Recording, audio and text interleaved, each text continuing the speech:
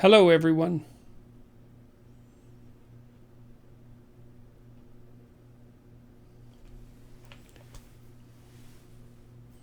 So the first question that came up, there's something I want to say first. First, thank you for tuning into this Q&A. It's always much appreciated. It's a pleasure to do these, and they seem to be quite popular. It's been a while since I did one, but I've been on the road a lot and away from my computer, and so that's the reason, or the excuse. Take your pick. Hopefully it's a reason. I wanted to let you know too, those of you who don't know, I have worked on 2 programs online that are hypothetically helpful to people. One is SelfAuthoring.com, and that helps you write about your past and your present and your future. To catch you up, that's the past authoring program. To identify your faults and virtues, that's the present authoring program. And to make a vision and a counter vision for your future, and to make an implementable plan. They're writing exercises. I produced a 20% discount for all you Q&A people today. So if you use the discount code AUGUST at selfauthoring.com, then you can purchase the full set of programs for 20% off. And we have a 2-for-1 offer, so you can share that with a friend as well. So, and then UnderstandMyself.com is a personality test site that enables you to get a Big 5 readout of your personality with each of the Big 5 traits: extroversion, neuroticism, agreeableness, conscientiousness, and openness, broken down into their 2 aspects. So you can get a pretty comprehensive view of your personality. And that code is also August, and that's in the description of the video in case you forget. So if you're inclined, you can use those codes and you can try out those programs. We know the future authoring program, for example, if university students do it, especially the ones that are struggling, it produces quite a marked increase in their propensity to stay at university and to get better grades. So the programs seem very, very effective. So if you're trying to straighten out your life, then I would recommend the self-authoring program. And if you're trying to understand yourself better, or someone that you know, then you could try UnderstandMyself.com. So that's that. The other announcement, I suppose, is that I've done a tour now of about 65 cities with Tammy. Somebody asked how she manages this. She's exceptionally good at traveling and very low in neuroticism, thank God for that, because it's been a stressful time with lots of opportunity, obviously, and she likes to travel, and so she's very good at helping me manage this. We're going to hit about 40 or 50 more cities between now and the end of April next year, which is when I'm going to bring all this touring to a close. In September and early October, we're doing 20 cities on the eastern seaboard of the United States. And then in October, near the end of October, about 15 cities in the UK and Northern Europe. And then in February, Australia and New Zealand. And then in March and April, then the rest of Europe. That's the plan anyways, and perhaps there'll be some side trips during those times to other places. And so you can find out about that at jordanbpeterson.com/events. You're more than welcome to come to the talks. They've been very good events in my estimation. I've really enjoyed them. I can tell you I enjoy doing those talks, and I find them a lot less stressful than talking to journalists. The crowds are there. The individuals in the crowds are there to come and listen to a serious discussion about how life might be improved. And they're very, very positive events, so I've been very happy to do them. The Sam Harris videos, I did 4 talks with Sam Harris. Those are in preparation. We hope we'll have them out in August. Everybody's trying to come to an agreement about how they should be released. It's a rather complicated affair given how many people are involved, but I think we're close to figuring that out. There'll be 10 hours of taped talks, 4 sessions, 2.5 hours each. I think the talks were very, very productive. We'll see. The audiences seem to react positively to them, and they were very well attended. We had 8,500 people in Dublin, and about 6,500 in London, so those were very large crowds. So that's very cool. 12 Rules for Life has sold about 2 million copies now, and for those of you who are mathematically geek inclined, That's 57 miles of bookshelf if the books are stacked, as you would put books on a bookshelf. So that's a lot of books. And Maps of Meaning, I released the audio version of that June 12th, 2018, and it hit the New York Times bestseller list for audiobooks in July and August. So that was rather comical, given that 12 Rules for Life was never put on the New York Times bestseller list. So I thought that was an ironic little touch of fate, and I'm quite pleased to see how the audiobook is doing. If you like 12 Rules for Life and you're looking for something that delves more deeply into the same themes, then you could try Maps of Meaning. And I think the audiobook, which I read, is more accessible than the written book. People seem to be responding to it that way, so I'm pretty happy about all the positive things that are happening. Okay, how am I? That's the first question. How am I? Well, pretty good. Actually, my health seems to have stabilized substantially. I'm feeling pretty sharp. I have periods of some negative mood, although they're short and sweet, so to speak. But I seem to be sharp cognitively, and I can concentrate for long periods of time and get lots done. I've been able to do quite a bit of writing in the last couple of months, partly blog posts, partly also I had the privilege of being asked to write the introduction to the 50th anniversary version, single volume, abridged version of Solzhenitsyn's Gulag Archipelago. And I finished that about a week and a half ago. That took me about 2 months to write. About 3,500 words, if I remember correctly. It was a daunting task to write an introduction to a book as tremendously influential and important and also of exceedingly high literary quality. So it was a daunting task to write that introduction, and I really wanted to get it right, and I hope I did. I spoke by email with Solzhenitsyn's family, and they seemed pleased with it, and so did the editor. And I've had a couple of editors, including Greg Hurwitz, my novelist friend from LA, who's an absolutely vicious editor and extremely good at it. So they were happy with the final cut, so to speak. So was I. So I seem to be sharp enough to do the work that's necessary to do.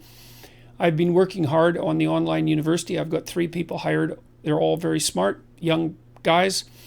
And we're about a year ahead of where I thought we'd be at this point. We hope to have a minimally viable product sometime in the late fall. I'm funding that entirely at the moment, courtesy primarily of my Patreon support. So thank you to all my Patreon supporters for that. Hopefully your money's being put to good use. We'll probably crowdfund in November to see if we can set up enough capital for the next 3 or 4 years. I could raise money privately. There's lots of people who are interested in investing, but I think that I'm going to try crowdfunding because I'd like this to be a public enterprise from the beginning and have lots of people involved, and we're thinking of all sorts of ways of getting people involved. How am I other than that? Well, nonplussed and still feeling rather surreal about my life, I would say. My family's in good shape. My daughter, who is very ill, is doing extremely well. So that's miraculous as far as I'm concerned. My son's getting married in September. That's Julian.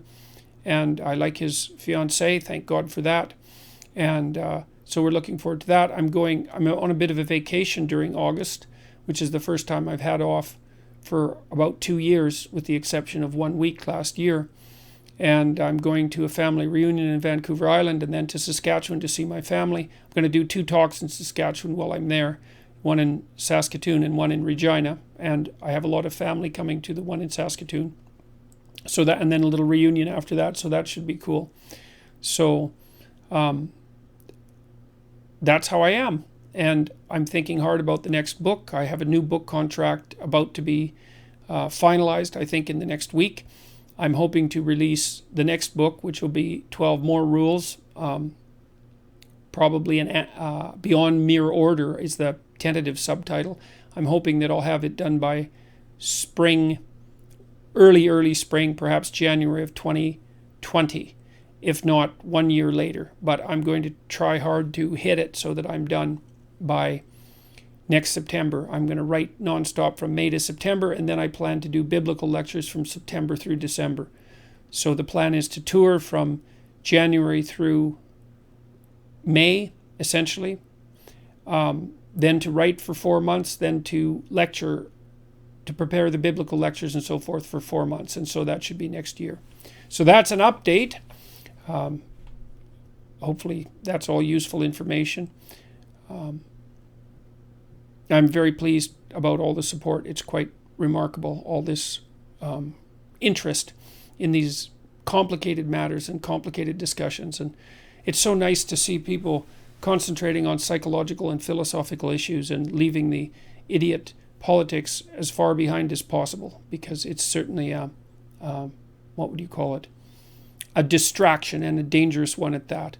So it's so funny talking to the mainstream media types, because everything they talk about has to be viewed through a political lens. And although I continue to insist, I did BBC Hard Talk, which was aired today, and that was a classic example of an interviewer being entirely scripted and trying to push everything that's happening around me, I suppose, into a political narrative. And it isn't political as far as I'm concerned. Not everything is political, despite the insistence of people who feel that the personal is always political. It's like, no, there's philosophical domain and a theological domain and a psychological domain, and those should be kept the hell separate from politics.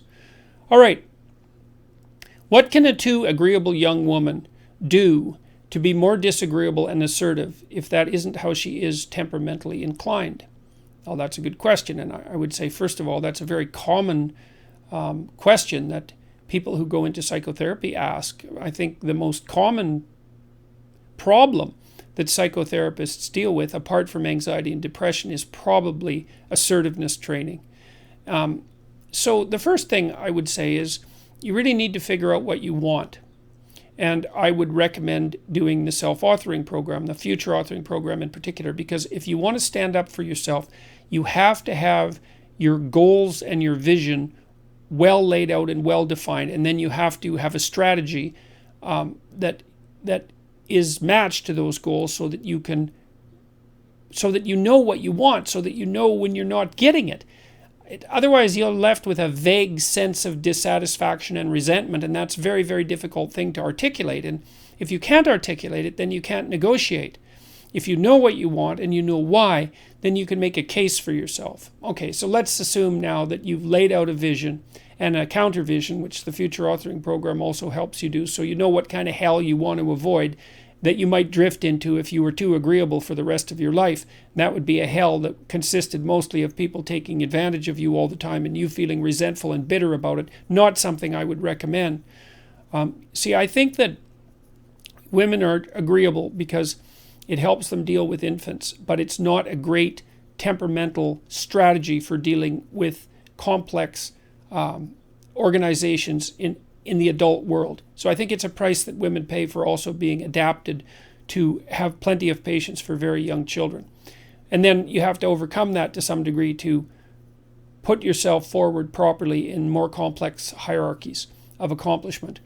So I would say once you have your vision established, your vision for the future, and your counter vision, so you're afraid of what will happen if you don't stand up for yourself, then you need to consult your resentment. Because if you're resentful about something, as far as I can tell, there's generally only two reasons. One is you should grow the hell up and quit whining. So you got to find out first if you're just feeling sorry for yourself, and you can think that through, make a pro and con case, and you can talk to somebody that you care about that. I'm not assuming that that's the reason, but that's one potential reason.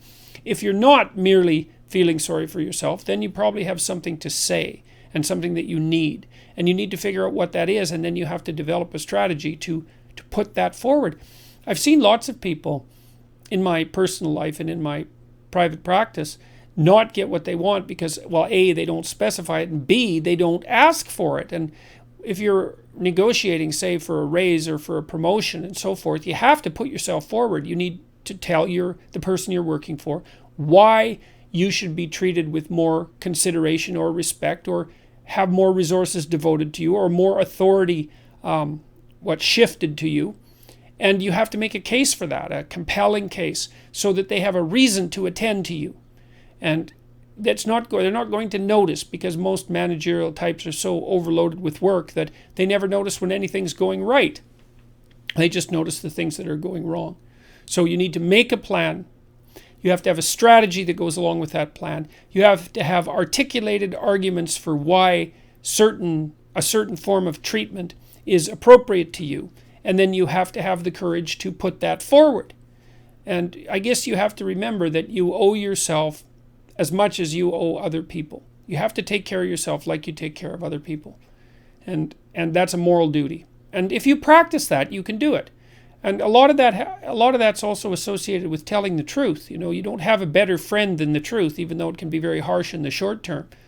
And so if you're unhappy at work because you're being taken advantage of, then you have to strategize yourself out of that. You have to learn to negotiate. And a lot of that also means that you have to overcome your hesitancy to engage in conflict. And you got to think about it this way. Negotiation and conflict are somewhat indistinguishable. And it's easy moment to moment to avoid negotiation and conflict, but you pay a terrible price for it in the medium to long term. It's better to face the conflict forthrightly in the present and make peace for the medium to long term. And there's courage in that. So that's the other thing I would say is gird up your loins and allow yourself to act courageously and truthfully. Truth is your best bet if you're too agreeable. So, you also might find that you have a pretty good critical intelligence, but that you think it's mean, and so that you keep it hidden. Some of the smartest women I knew who were very, very agreeable had unbelievably good instincts with regards to figuring out what other people's motives were, but they were ashamed of their suspicions. And really what that meant was they ended up being ashamed of their critical intelligence because they were so agreeable. So it may be that the darker part of you, the shadow part of you, knows things that you could know if you were willing to admit that they were true. And so you have to give some credence to your darker element, I would say.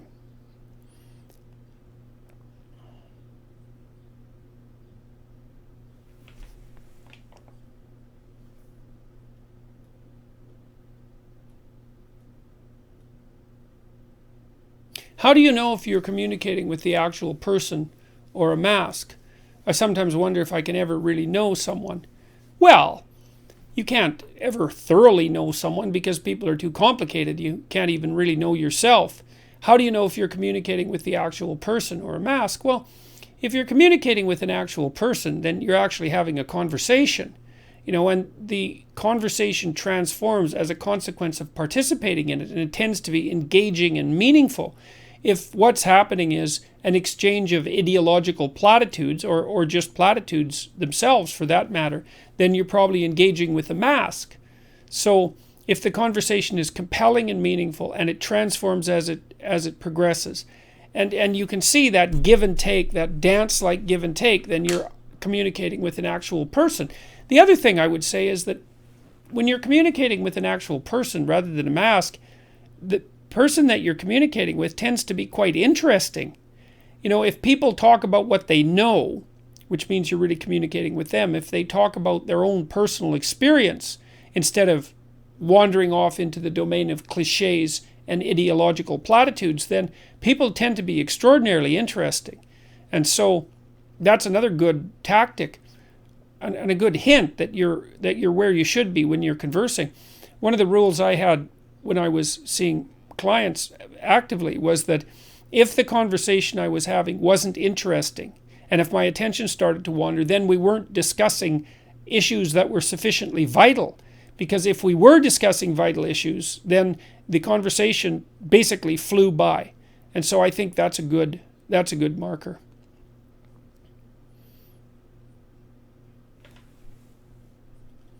What new wisdom have you acquired in the past few months that you want to share with us? Well, I've got one, I think. I've thought up a bunch of new things, but this one I'm really happy with. I figured out why, some of you know that there's a mythological trope that I discuss fairly frequently about rescuing your father from the belly of the dragon or the belly of the beast. It's a motif that you see. Well, you see it in The Lion King. You see it when Simba is being initiated by the baboon. I don't remember, Nafiki, I think his name is. After Nella humiliates him because he's still a pathetic adolescent, he follows the baboon, I think it's a mandrill actually, down underground essentially through a long tunnel There's a lot of kind of scary music in the background, and he ends up contemplating himself in a dark pool, and then his father appears in the sky. And so that's one example of the reconstruction of the mythology of encountering your father in the abyss. You look into the abyss and you see your father.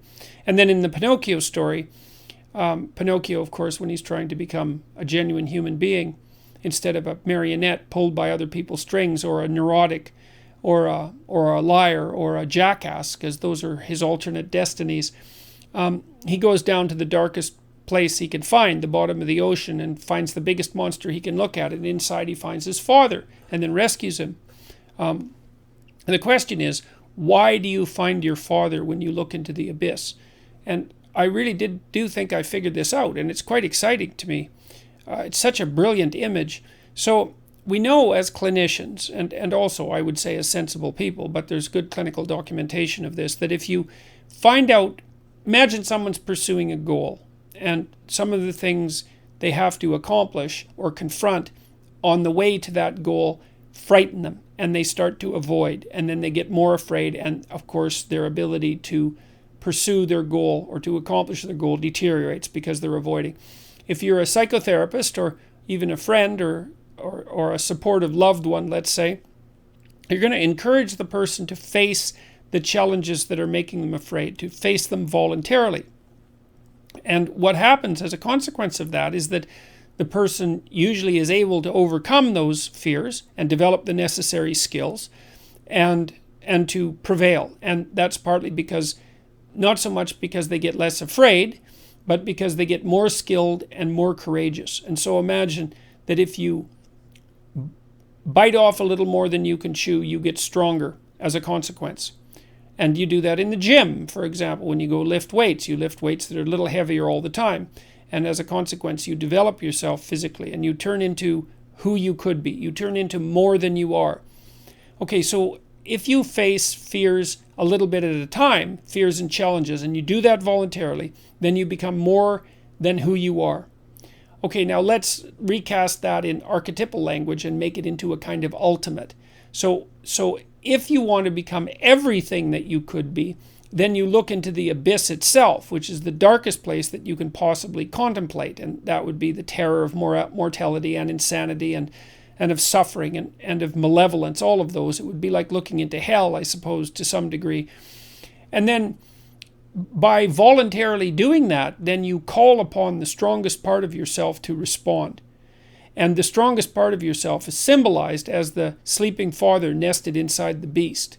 And so the fundamental truth when you look into an abyss is that you don't see the abyss if you look long enough. It's like an answer to Nietzsche's conundrum. If you look long enough into an abyss, then the abyss looks into you. It's like, well, if you look long enough into an abyss, past when the abyss looks into you, you see who you could become in the form of the great ancestral figures nested inside the catastrophe of life. And then you can join them, so to speak. You can incorporate that and become stronger. And you do that partly by taking on the challenge voluntarily. And that informs you, because you learn when you take on challenges voluntarily. But you also do that as a consequence of psychophysiological transformation, because when you place yourself in challenging situations, let's say the abyss is the archetype of the ultimately challenging situation, then you turn on new genes in your nervous system and in your body that code for new proteins, and you build new structures inside of you. And none of that's going to happen without the demand that's placed on you by willing to confront the full terror of life. And so then I would say the full terror of life is something like the reality of suffering and death, and the ever-present and the ever-looming presence of malevolence in your own heart and in the heart of other people. So it's evil and suffering. And to confront that is really, well, you risk blindness by confronting that. That's also a very old story. You risk damaging your vision. But if you do it forthrightly, then you discover who you could be as a consequence. And who you could be is the solution to malevolence and suffering. And so that just blew me away when I figured that out. It was partly a consequence of having lengthy discussions with Sam Harris and thinking this through more and more and being pushed to think it through. But I think that's an absolutely staggering, what would you call it? Articulating that articulating that image fully for me, I don't know if I've articulated it fully, but articulating it more fully really had a profound effect on me. I think it's such a brilliant conceptualization that inside the darkest place is the heroic ancestor whose identity you could incorporate. Perfect. It's perfect. And I really believe it's true. And what it does is it says that a human being is actually stronger than the greatest challenge that can be set before him or her. And that's really something. I also believe it's true. Doesn't matter how...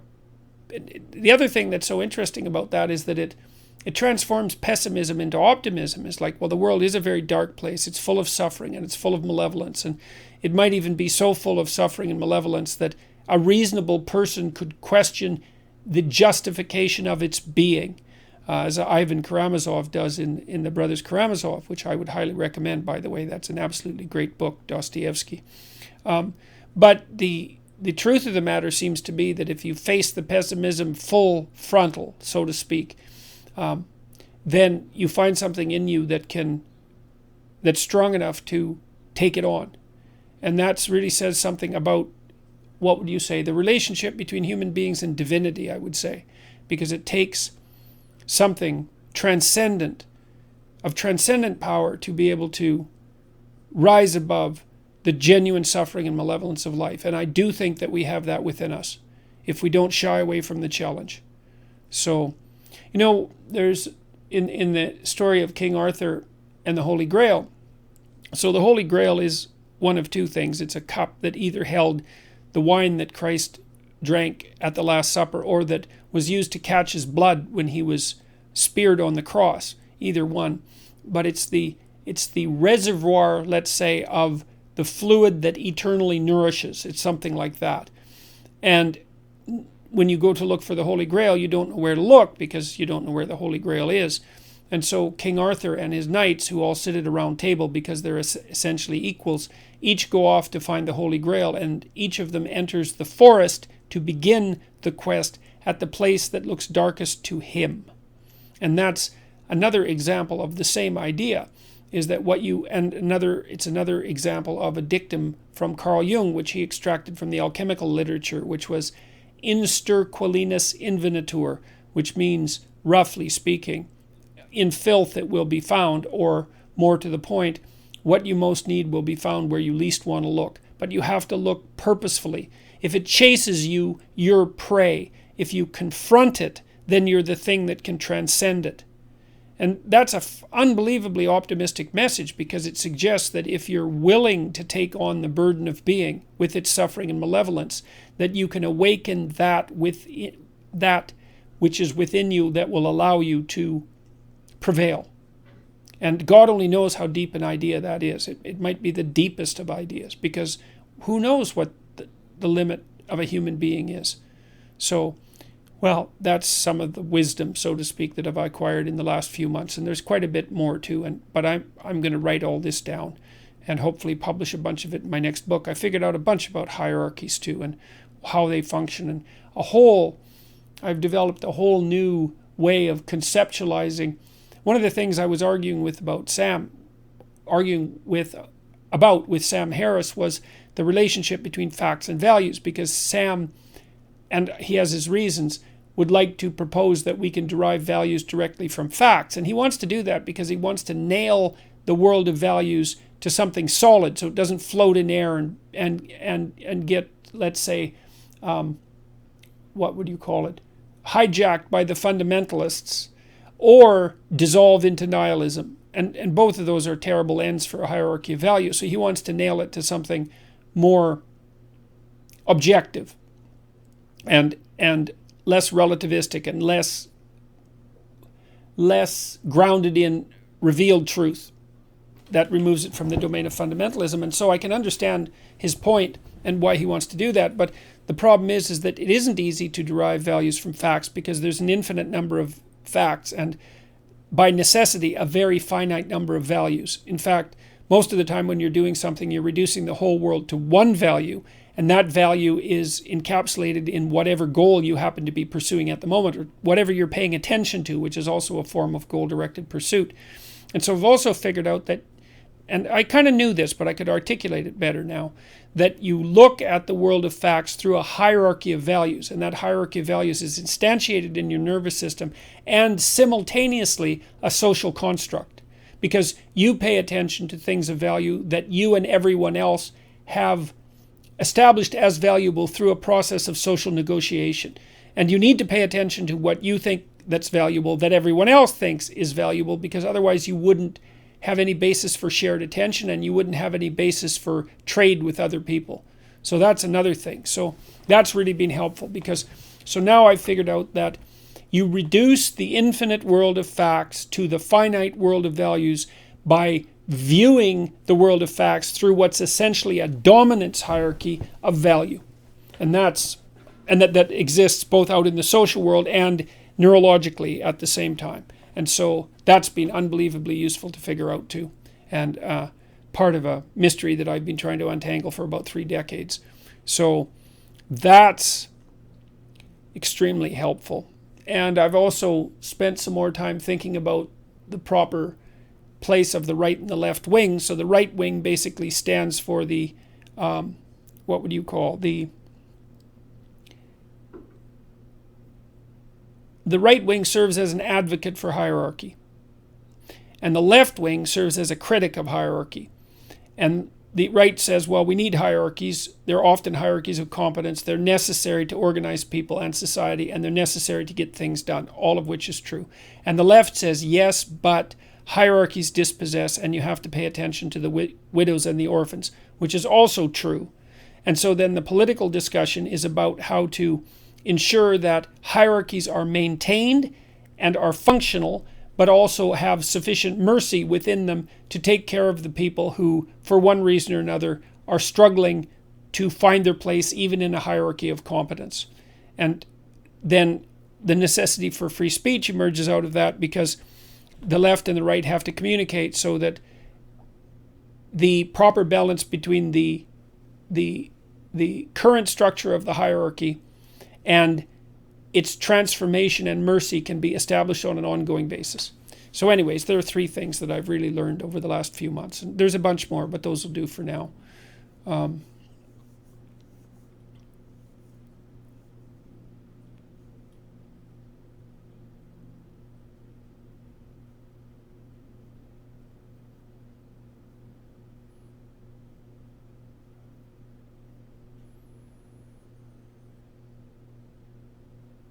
If too much masculinity is tyranny, but the right amount is order, and too much femininity is chaos, what's the word for the right amount of femininity? That's a really good question. I read that a bit earlier, and I couldn't come up with something immediate. But the only thing I can think of is that often femininity has been characterized as wisdom. And maybe that's so the wisdom that God, in the Judeo-Christian tradition, that God consults is feminine. That's an old tradition. And maybe that's because order needs to be leavened with the right amount of chaos in order for wisdom to emerge. The order, it can be blind and tyrannical and dead. And so it's the mixture of the right amount of chaos that turns that order into wisdom. And then that wisdom is often personified as feminine. Now, that doesn't exactly answer your question, because it doesn't make the right balance. You still don't have tyranny, order. You still don't have order, tyranny, chaos. You're still missing the proper word there. It's a good question, and the wisdom idea is the best I can make of it for now. Is it better to marry someone with your temperament or a contrasting complementary temperament? Well, there is evidence on this, and basically you don't want to marry someone with whom you're too mismatched. Now, the only possible exception to that is neuroticism. You know, neuroticism is a good predictor of marital trouble, and it's a good predictor of trouble, period, or perhaps sensitivity to trouble, which is in some sense the same thing. It's very, and I don't know of any research specifically pertaining to this. Now, I know that people who are high in neuroticism are more likely to miss work and to visit the doctor and to and to be unhappy in their marriages and so forth. And that may also account for why 75% of divorces are initiated by women. And I think women are more sensitive to negative emotion, partly because they have to take care of infants and need to be more sensitive to threat, and perhaps because sexuality is more dangerous to women, and perhaps because women are physically smaller. And all of this seems to kick in at puberty. Anyways, it isn't obvious to me that you want to match someone with regards to neuroticism if you're high in neuroticism. I think if you're high in neuroticism, you need to find someone who's low in neuroticism, because then you have someone around to calm you down. Now, apart from that, the research literature does indicate that match is better. And you can see why. It's hard for extroverts and introverts to get along, especially if they're extreme extroverts and extreme introverts, because an extreme extrovert always wants to be with other people and in groups, and an extreme introvert hardly ever wants that. And that's a very, very difficult thing to negotiate. And then with conscientiousness, same thing. If you're really high in orderliness, it's very hard to be married to someone who's very low in orderliness. You're going to end up doing all the cleaning, for example. That will drive you crazy. And if you're high in industriousness, same thing.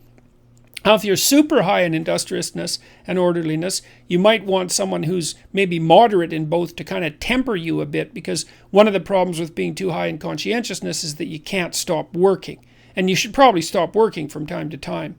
Agreeableness, same thing. Hard for an agreeable and disagreeable person to get along. The agreeable person will always be... The disagreeable person who won't shy away from conflict is likely to dominate the agreeable person quite badly. So that's a tough bridge that's a tough chasm to bridge as well. So you look for temperamental similarity. Now, it's complicated because, like, if you're really, really low in industriousness and you marry someone else who's really low in industriousness, well, that's going to be trouble for both of you, because there isn't going to be anyone around who's going to do the work. So you might understand each other better, but as a long-term strategy, it's not a very good one. So it seems like your message is primarily positive masculine, whereas the positive feminine is not elaborated with near the same resolution. What do you think? I don't really think that's true. I think that might be somewhat true of 12 Rules for Life, although I'm not convinced of that. The message in 12 Rules for Life is to find a balance between order and chaos. And there's plenty of discussion in there about the danger of an excess of both. Certainly Maps of Meaning is elaborated out more with regards to the positive masculine, or with regards to... Maps of Meaning is elaborated out more completely than 12 Rules with regards to the positive role of the masculine and the feminine. I think it's complicated in part because the feminine, classically speaking, is associated with smaller scale, intimate, familial groupings. And so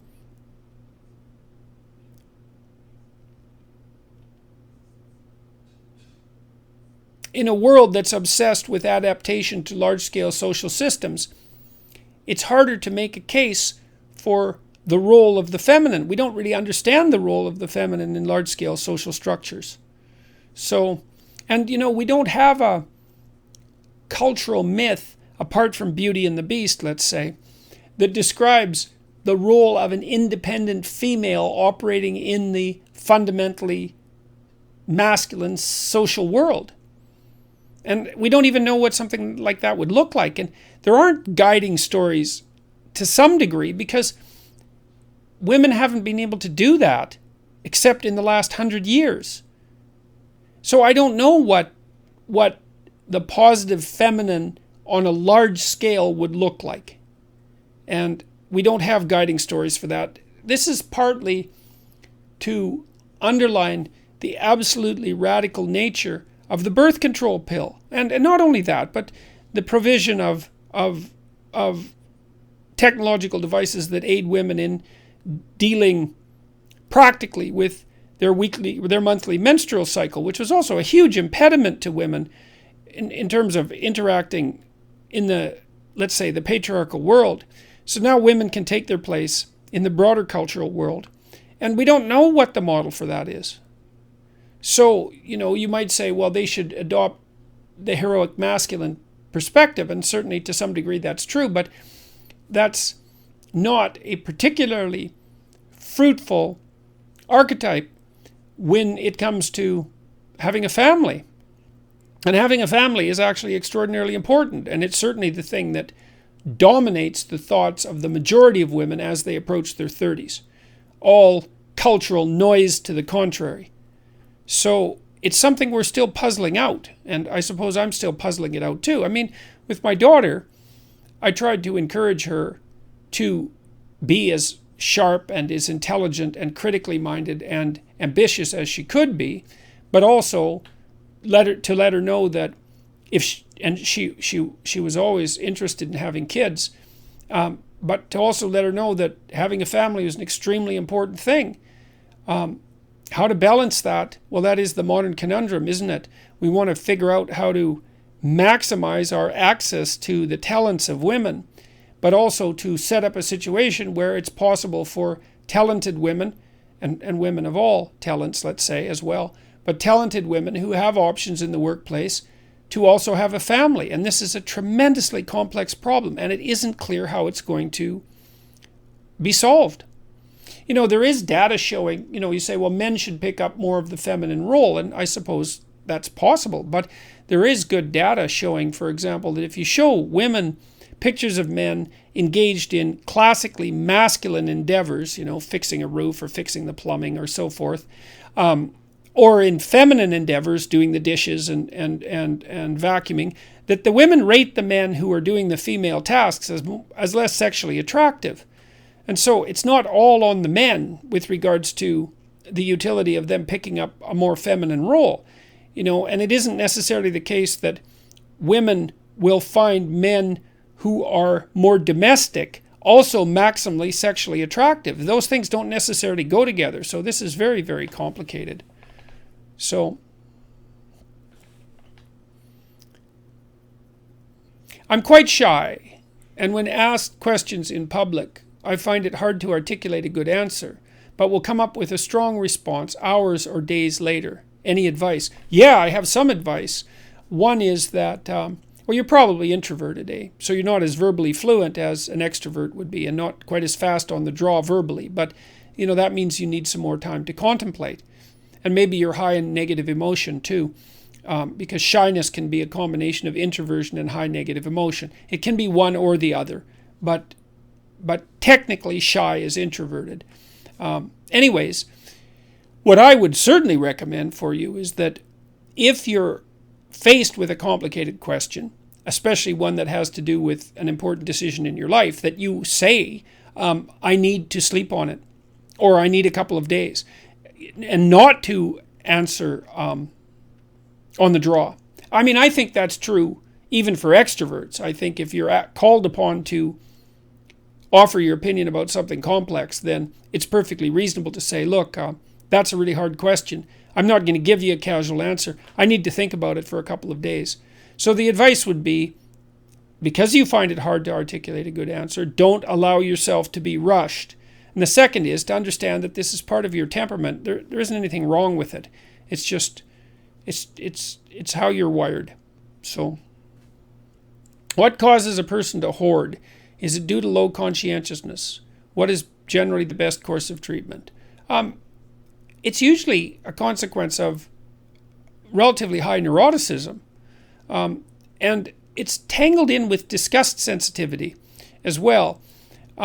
People who hoard have a hard time.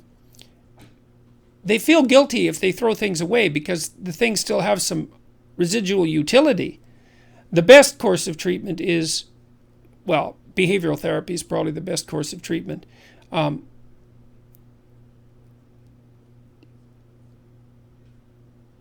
to plan what needs to be thrown away.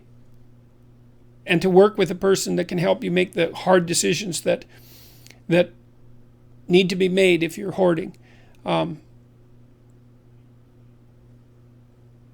that hoarded material is it's decisions that have been put off.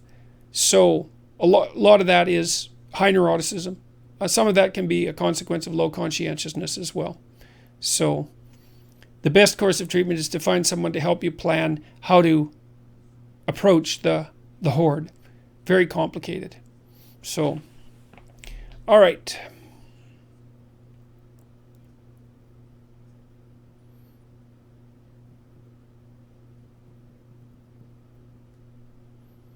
Which Hogwarts house would you be in?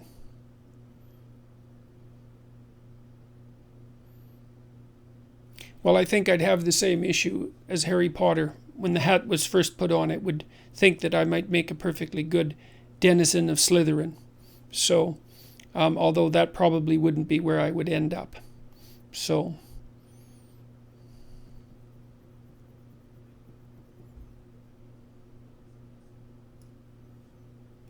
what is your take on an astrological basis for significant dates in religious stories? Example, Christian religion is a parody on the worship of the sun. Well, it's certainly not a parody. Religious systems, as they expand, tend to incorporate everything that's quasi-religious in the culture. And there's certainly no shortage of solar symbolism in Christianity. I mean, it's not fluke that Christ is the sun and there are 12 disciples, just like there are 12 astrological houses. And it's not fluke that the birth of Christ takes place essentially at the same time as the shortest day of the year and the rebirth of the sun. All of these things line up. Now, whether that's synchronicity or whether it's the attempt by the collective imagination of human beings to align everything under a single truth, that's a very difficult thing to say. Or maybe there's a single truth at work.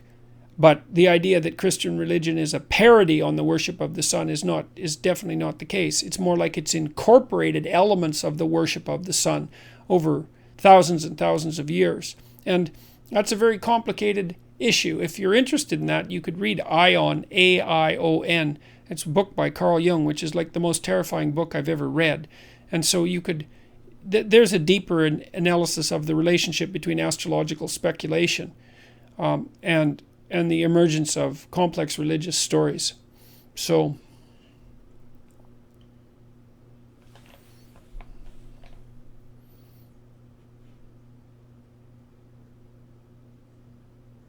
my brother, 29, is sick at home with burnout. He's a perfectionist, has anxiety, has trouble dealing with stress.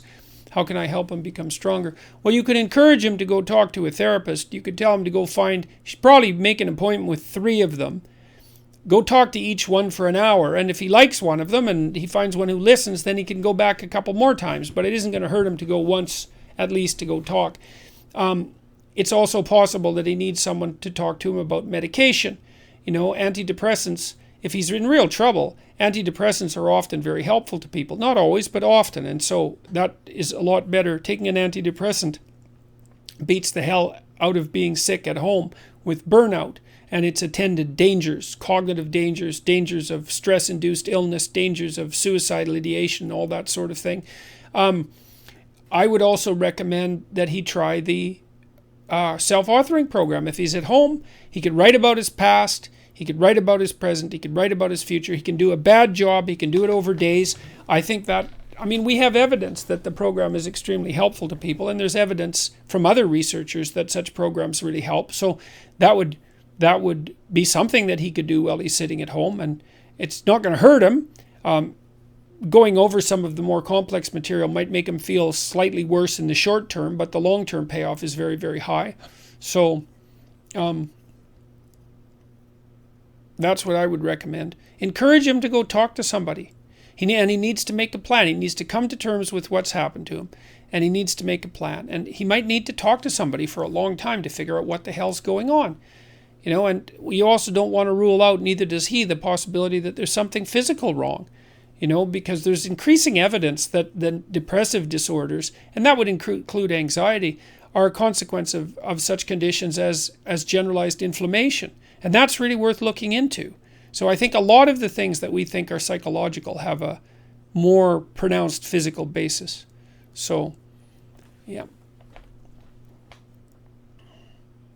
How do you dress so well? Any tips?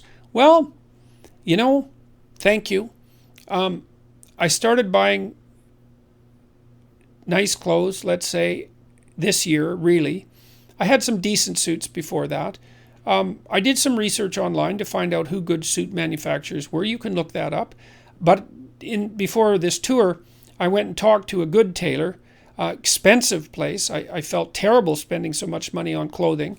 But I felt that if I was going to go talk to, it's been 200,000 people, that I was going to do it right, and I was going to invest in some decent clothes. And even though it hurt my cheap Northern Alberta soul to do it, it was definitely worth it. So you go talk to someone who knows what they're doing. Go talk to an actual tailor, and you can do some research online. There's lots of resources online that are devoted to helping men figure out how to dress. 3-piece suits look really good. I've got them tailored and fitted, so they're not bespoke suits. They're off the rack, but they've been tailored, and that makes a big difference. All the subtle things that tailors do, they tuck it in around the waist, they cut it to your body, all of those things help. It's really good to have a good pair of shoes, a couple of nice ties. I learned how to tie a full Windsor knot recently, and that actually helps. You don't want your tie to look too skinny. Lots of people have been dressing up to come to my talk, so it's nice to see a lot of young men come well-dressed, often in 3-piece suits, but not always. And it's really good to see them dressed like grown-ups. I think that's a real plus. I had a rule that I didn't write in 12 Rules, which was dress like the person you want to be. I kind of took that from Nietzsche, because Nietzsche said, every great man is an actor of his own ideal. It's a very nice aphorism, and basically what it meant was that sometimes you have to act out what you want to be before you become it. You have to pretend. And it's not a lie. It's really a pretense, like children pretend to be a father before they grow up and become a father. It's a form of practice. And so tip 1 might be figure out who you want to be. Tip 2 might be, well, then dress like that person. That's a good start. And because I think if you want to become who you want to be, then no detail is too small to overlook. And certainly it isn't exactly that people judge you by your clothes, although they do to some degree. It's that if whatever you can have going for you, you might as well have going for you. That's how it looks to me. And certainly my experience has been that the response to my improved wardrobe has indicated that the investment was clearly worth it, indisputably and clearly worth it. And it's nice to be dressed sharply to go in front of an audience. It's a sign of respect to the audience. There's other ways of showing respect to an audience, but that's certainly one. And so it's been extraordinarily worthwhile. I would say if you're going for a job interview, if you're at any critical point in your life, then you should dress the part, because you want to do everything you can to tip the scales, not in your favor exactly, but in favor of having the right thing happen. So, you have written an article on how to write. Can you do the same on how to speak? Well, I suppose I could. I could tell you a little bit about it. If you're going to speak about something, you need to know a lot about it. You need to know 3 or 4 times as much as you're going to speak about at minimum. So first of all, you have to do your background research. You have to have multiple stories at hand that you can use to illustrate your point. And you have to have a point. You have to organize what you're talking about around a problem. So before I go on stage to speak on my tour, I always sit for half an hour, some of which involves usually about 5 minutes of anxiety. And I think, okay, there's a problem I'm trying to address tonight, a central problem or a theme. What is it? It might be courage, it might be responsibility, it might be meaning. I think, and that serves as an organizing principle. So that would be the point. And then basically I organize, say, a dozen stories around that, and I can kind of arrange them in it as a journey, and it's a journey that circles the main point. And so I'm trying to explore it, to say what I think about courage, let's say, but to take what I'm thinking farther than I've taken it already. And so that I can plot out, little 5-minute stories that I have that are associated with courage. And then I can talk to the audience. And I would say, talk about what you know. Use your personal experience, because that's that's something that you're actually a master of. You can bring in other material, but it has to be tied to the real world through your own experience. Otherwise, it's not real. It's also very good to speak directly to the audience, to the individuals in the audience, because I'm always looking at a single person, one after another, and focusing on them and talking to them, just like you'd have a conversation with someone. And that way I can see if they're following along. And I'm always listening to the audience. What I really like to hear from the audience is no noise at all, silence. Because if the audience, especially, if it's a couple of hundred or a couple of thousand people, if the audience is dead silent, then I know that I'm on the right track. And so, and the other thing I would say is, you're telling stories, so every fact that you relate or every set of facts has to be tied to a story. There has to be a meaningful output, which is something like, why is it important to your life that you know this fact? How is it related to how you're going to conduct yourself moving forward, or how you're going to see the world? So, because that's kind of the essence of meaning. How does this fact change the way you perceive the world or act in the world? That's the meaning of the fact. And facts without meaning are dull. So you need to know that. You need to tell the truth. That's for sure. And I mean, for me, my talks are really, they're an attempt to explore a set of ideas in the most truthful way that I can manage. And that's also an adventure, because letting yourself speak freely about a topic, you don't always know where it's going to go. And so, but that also hooks in the audience, because they're along for the ride, right? And there's a risk. The risk is you might forget where you are, you might lose the thread, you might say something you regret, you might get confused. And the talk should be a process of exploration, like a journey that you're taking the audience along on. It's the same when you're reading a novel. Like a great novel isn't exactly plotted out from beginning to end to begin with. The author is taking himself or herself and you on an intellectual adventure through the character development, and the characters have to be allowed to live and to express themselves, and the novel needs to unfold. It's like a colloquy between the conscious mind and the unconscious source of inspiration, and the novel is actually a journey through a characterological landscape, and the author shouldn't know where he or she's going to end up at the beginning. Same with an artist and who's writing a song or a piece of music or a piece of visual art. There has to be play and exploration along the way. And so you also don't want to deliver an over-prepared talk, in my estimation, or at least that's not how I do it. You want to have a theme, you want to have a body of knowledge from which you can draw on, and then you want to be actively exploring the idea in front of the audience. And that's very gripping for everyone, including you. And you should learn something from the talk. It's an opportunity to think on your feet. And anyways, that's my style of lecturing.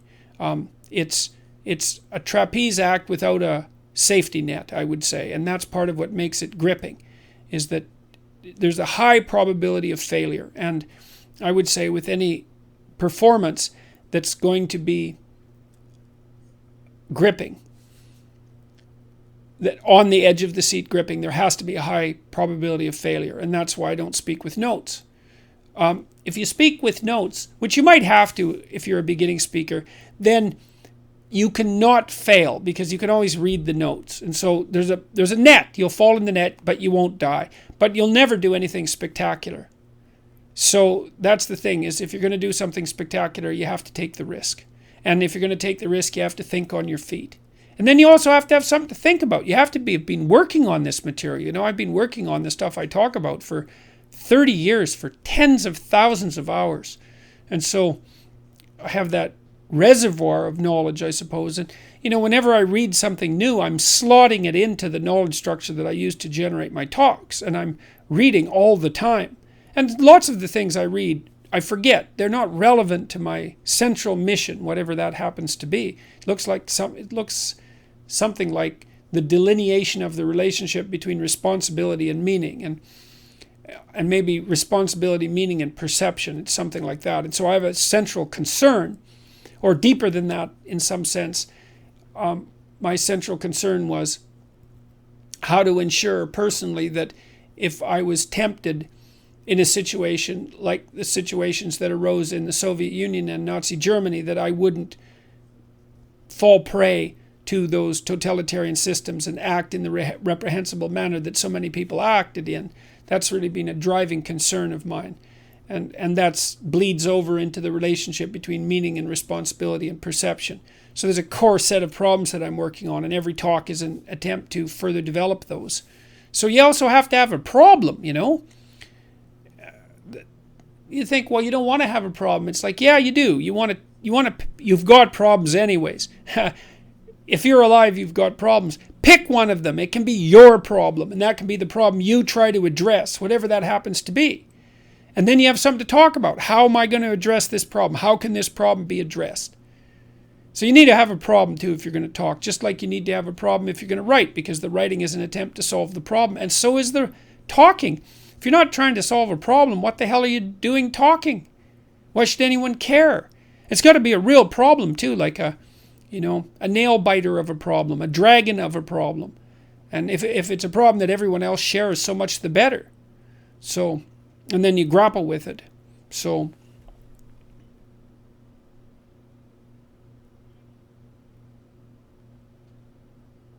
thoughts on the Eastern idea of moving away from excessive thinking into the awareness beyond thinking, removing it from the driver's seat to be used more as a tool.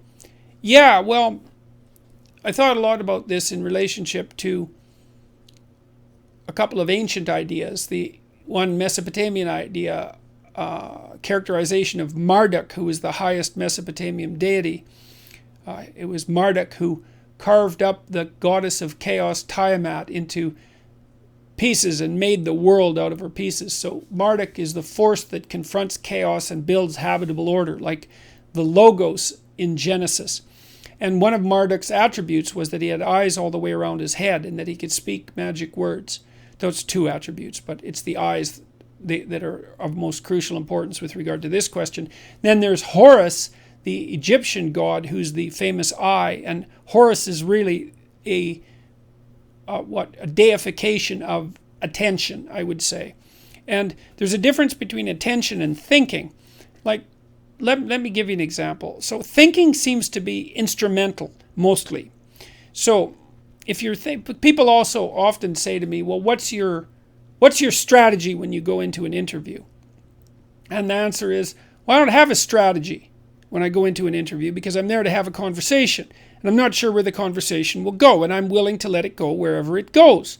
I'm not there to sell books, although I'm perfectly happy if more books sell, because obviously I wrote a book and I want people to read it, and there's a whole enterprise behind it, and so it's also my responsibility to do the marketing properly. But I'm not going to do these interviews to sell books or to promote myself, or I don't have a strategic goal in mind, except that I'm going to have a conversation and I'm going to say what I think and take the consequences, because I assume that if I say something and I believe it's true, then the consequences are as positive as they can be, regardless of how they look at the time. And that's an issue of faith, because I believe that the habitable order is generated by spoken truth. I believe that. I think that's the truest thing I know. And so I go into the interview, and I did this in my clinical practice, and I try to do this when I'm talking to people too, is that I'm not thinking about where the conversation is going or what point I want to make or what I want the outcome to be. Any of that. I just let that go. It's within this broader framework of assuming that the truth is the most effective means of progressing. And then I pay attention. And what happens when you pay attention is that while you're watching a person, this is a great treatment for social anxiety, by the way, because if you're socially anxious, you tend not to pay attention to the person. Pay attention to who you're talking to. Watch them like a hawk, like not paranoid or anything like that, and not too intently because you'll make them uncomfortable, but intently. Pay attention to what they're saying, to how they look, to their facial gestures, all of that. Look at their face and watch and listen and try to understand what they're saying. And what you'll see is that, questions pop into your mind. It's like, I didn't understand what you said. Can you clarify that? And it sounds like you mean this. Is this what you mean? But not in a, I'll put you on the spot because I think you're wrong sort of way, but in a clarification sort of way. And all of that's attention. And so when I'm doing clinical work with people, and this is the reason I quit, by the way, about a year ago, is because I was starting to get distracted. I had a rule, which was, you have an hour with me and I do nothing but pay attention to you. I'm not thinking about what I want to accomplish. I'm not thinking about the problems in my life. I'm not distracted. And I listen to you and I ask questions when I don't understand. And if a thought occurs to me while I'm paying attention to you, then I'll tell you what it is. You see, and that's using awareness primarily and thinking secondarily. Like, I don't think, well, here's how I want to cure this person, and I'm going to maneuver them into certain responses by using these communicative tools. I think I'm going to pay attention to this person. We're going to discuss where we're going and why. I'm going to listen to what they say, and then when they're talking, things are going to occur within me. I'm going to see images, and thoughts are going to emerge from the background. And then I'll share them. Not always, because I usually have more thoughts than can be shared, but if a thought comes up and it seems like an interesting reaction to what the person just said, then I'll just tell them, and sort of without commitment to it. And it's usually, okay, you just said this, and so this question emerged, so we need to straighten that out because I'm confused. Or you said this and I had this image, or you said this and this thought came to mind. And it seems to be, so that's one person's reaction to the way that you're conducting yourself at the moment. So thinking is instrumental. I outlined this in, I think it's Rule 7, do what is meaningful, not what is expedient. If you do what's expedient, you have a short-term conscious goal in mind and you try to bend everything towards that end. But if you're pursuing what's meaningful, then you just pay attention to what's going on and you react with truth. And I think that's a much better way of living as far as I'm concerned. It's a much more powerful way of living.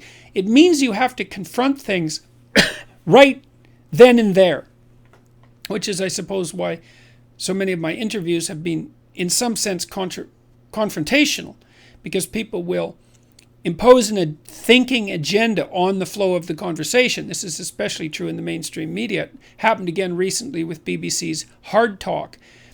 They impose an agenda on the conversation, and then that just doesn't work out very well, because I'm paying attention and I will object to the agenda. Not because I have a different agenda, except for what I said, which is that I want to say what I think.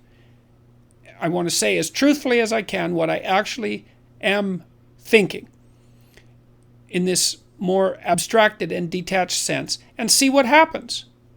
So it's a hard thing to clarify, because you might say, well, Dr. Peterson, you just said you want to say what you're thinking. But it's not exactly the same thing. It's not like I'm thinking strategically. I'm listening, thoughts emerge, and I say them. I'm not trying to manipulate, I'm not putting spin on things. I'm not trying to manipulate the conversation in any particular way. And again, the reason for that is because I decided a long time ago, probably 30 years, that there was no more effective way of dealing with a complex situation than to try to say what you believe to be true. And not to manipulate it, none of that. It just doesn't, because those are all lies as far as I'm concerned, that kind of manipulation and spin. So,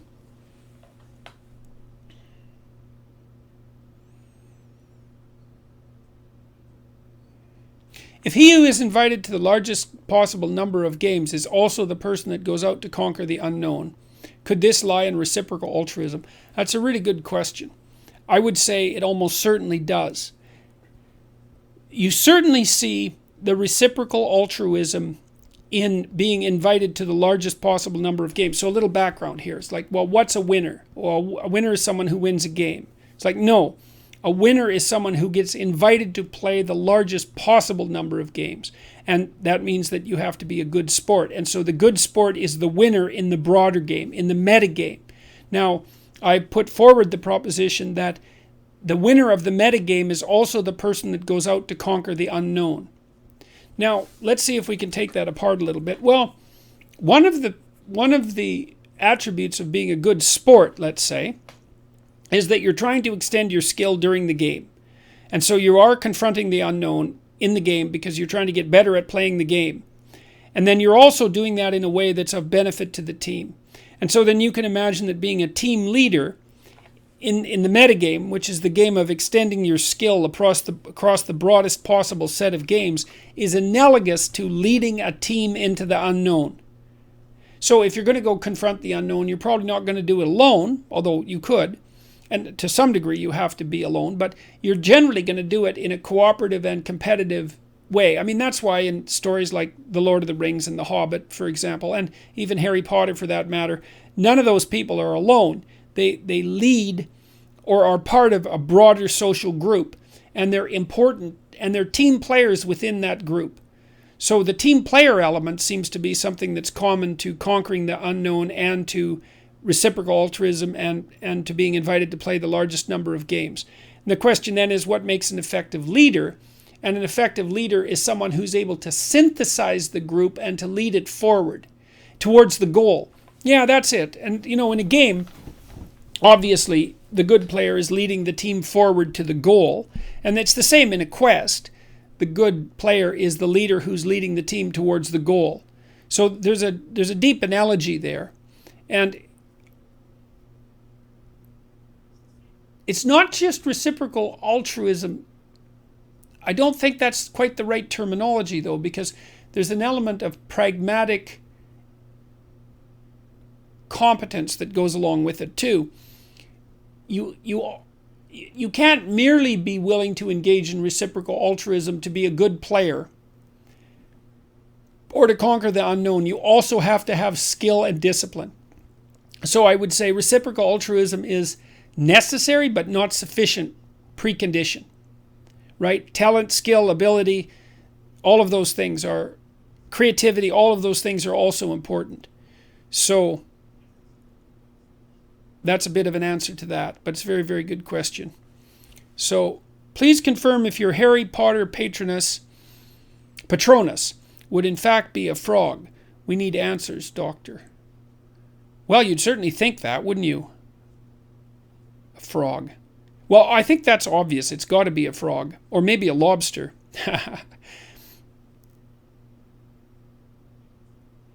I wouldn't have guessed that it would be a frog, but that certainly seems to be how things have developed.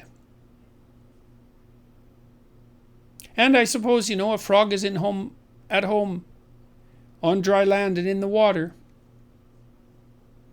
And that makes the frog a kind of psychopomp. And I've strived to be at home in the air and in the water, and to bring up the gold ball from the bottom of the lake, like the Frog Prince. Yeah, definitely frog. Okay, so you've got your answer. I've got my answer too, I guess. On completing UnderstandMyself.com, I scored exceptionally low, 0 on conscientiousness, industriousness, and orderliness. What can I do for motivation? Well, Dean, the first question is, how old are you? And you're going to have an easier life if you're still young. Because if you're older and you have that score, then that's going to be rough. Perhaps you're high in openness, in which case you're going to derive your motivation from engaging in creative endeavors. Perhaps you're high in agreeableness, which means that you might find meaning in caring for other people. Perhaps extroversion, which means you're going to find engagement in being with other people. So those are potential sources of motivation. You may have to look elsewhere than duty, let's say, and achievement ambition for your primary sources of motivation. One thing I would caution you, though, is that you likely need to make friends with a scheduler like Google Calendar. Try to design days you want to have and to learn to structure your time, because even if you're high in openness, which makes you creative, you're going to have a hell of a time sticking to things. And so maybe you need to partner with someone who's high in conscientiousness. But I would really recommend trying to discipline yourself. Use Google Calendar to design the days you want to have, and learn to schedule and regulate your time use, because 0 is very low, and my suspicions are you'll pay quite a high price for that. So what do you think about Alice Miller and her thesis that most psychological diseases and aberrant behavior are the result of some kind of childhood trauma? Some are. But some forms of childhood trauma are also a consequence of psychological diseases and aberrant behavior. So this is very, very complicated. I'm more on the existentialist front with regards to these sorts of theories. So Alice Miller's thesis is basically Freud's thesis. Freud certainly posited that many forms of psychological distress were a consequence of childhood trauma of various sorts. I think the existentialist take on that is more accurate, which is that life in and of itself is sufficiently harsh and full of betrayal and other forms of malevolence to cause any number of psychological diseases and produce any amount of aberrant behavior. So I don't think it has to be, it's not as if we all had childhoods without trauma that we would have grown up to be perfect adults. That's also a disguised form of Rousseauian philosophy, and the Rousseau's philosophy is people are basically good, but culture makes them evil. And that's not true. People are basically good and evil, and culture fortifies the possibility of both, adds strength to the possibility of both. So I think that people are sometimes damaged in childhood in ways that need to be addressed in adulthood, but that there are plenty of other reasons for psychological and physical disorder. Genetic causes, causes related to all sorts of physical diseases. No, it's way too simple. It's way too simple a hypothesis. And it's caused an awful lot of trouble, because a lot of simple-minded therapists always assume that if someone is having psychological problems in adulthood, it must be because they had childhood trauma. And everybody has an unhappy childhood to some degree, so you can always find something. And often the childhood trauma that they're looking for has to be sexual. And so they dig and dig until they find or often invent something that, allows a single causal attribution. And it's just, life just isn't that simple, man. There's lots of reasons to be ill. Way more reasons to be ill than to be healthy. So, what if the truth could unravel your entire life?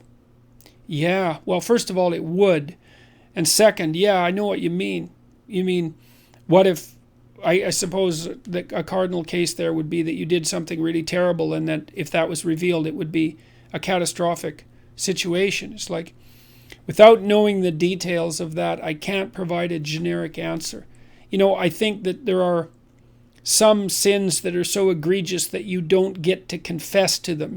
Like if you've done something terrible, and I'm not recommending this, it's just an example. If you've done something terrible and you know that if you revealed it, it would blow the lives of many people around you apart, it isn't obvious to me that you have any moral justification for confessing just to free your miserable soul. So, what if the truth could unravel your entire life? Well, maybe you need to go to Catholic confession and let someone know exactly what happened so you're clear about it. And then maybe what you need to do is to swear to whatever God you worship that you're going to try to walk the straight and narrow from here on in, and that'll be sufficient to atone for whatever terrible thing that you did. And that's a form of prayer, and it sounds like one that you desperately need, at least in principle. So without knowing the details, that's about the best I can do.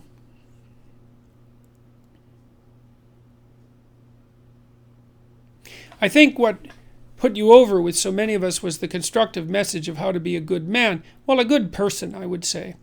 Do you think that's where the media want you to go? I don't know. Generally not. I mentioned this earlier, is the media, as it disintegrates, and it certainly is disintegrating at an incredibly rapid rate, everything is political. It's as if the philosophical and the psychological and the theological don't exist.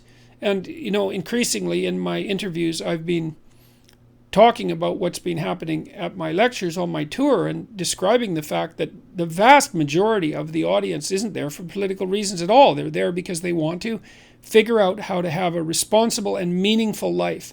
And it's as if that story just doesn't exist. The framework, which is basically a political framework and increasingly a politically correct framework, doesn't allow that to exist as a reality.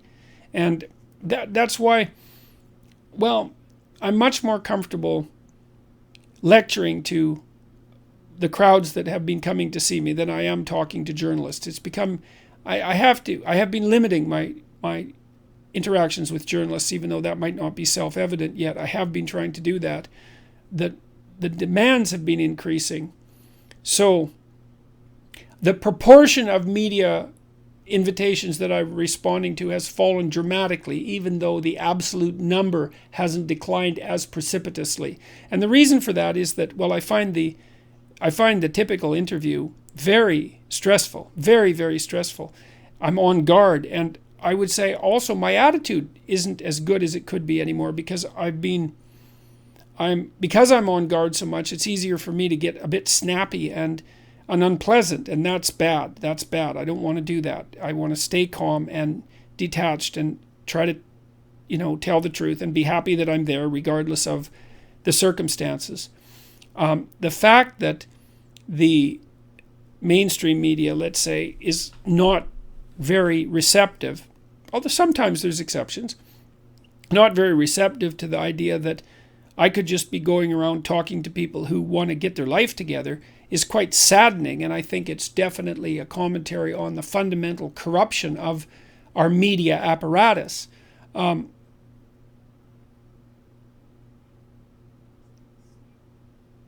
think it's better to talk on YouTube, to speak on my podcast, to do these lectures. And I think it's increasingly better to do that. The long-form discussions on YouTube, though, with people like Joe Rogan and Dave Rubin and so forth, that works just fine. So a new media form is emerging, and I think it's going to be a lot more productive. It won't be as scripted. It'll be much longer form. It'll allow for much more thoughtfulness.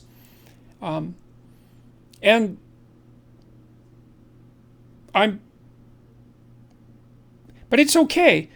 It's not like the media exposure, although it's been stressful, it's not like I'm not grateful for it. Even people who've put me on the spot very badly have ended up doing me a tremendous favor. But the problem is that because I'm becoming too much on guard, and I've noticed a developing sense of impatience within me and some suspicion, and that's not good. I don't want to be in situations where those are my fundamental orientations. It's a sign of a certain amount of internal corruption on my part, and I want to be in situations where I'm speaking honestly to people who are honestly listening.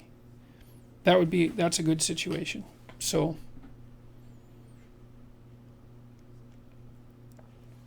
would you agree with C.S. Lewis that if you look for truth, you may find comfort? If you look for comfort, you will find despair. Oh yes, that's definitely the case.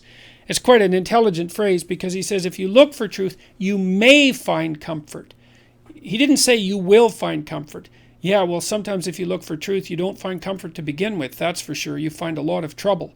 But sometimes you have to go through a lot of trouble to set things right. If you look for comfort, despair, well, the reason for that is that you can't look for comfort in life. Life isn't about comfort. Life is a deadly game. It's a game of life and death. It's a game of good and evil. Everything's on the line. Your sanity's on the line. Your freedom from pain is on the line. Your freedom from despair is on the line. Your family's on the line. There's no comfort. Life is an adventure. And I think the greatest adventure that you can possibly have is the one that you find if you look for the truth. And that's a good place to stop. That's been 90 minutes, and I've been reasonably sharp and with it for the full 90 minutes. And so I think I'll bring it to a close. Just a couple of reminders for those of you who tuned in late. If you want to try out the self-authoring program, I made a code, August, and that entitles you to 20% off. There's a 2-for-1 special, so you can give it to a friend as well. If you want to try Understand Myself, which is a personality test, it only takes about 15 minutes. It's quite a bit easier than the self-authoring suite. The code for that is also August. That also gives you 20% off.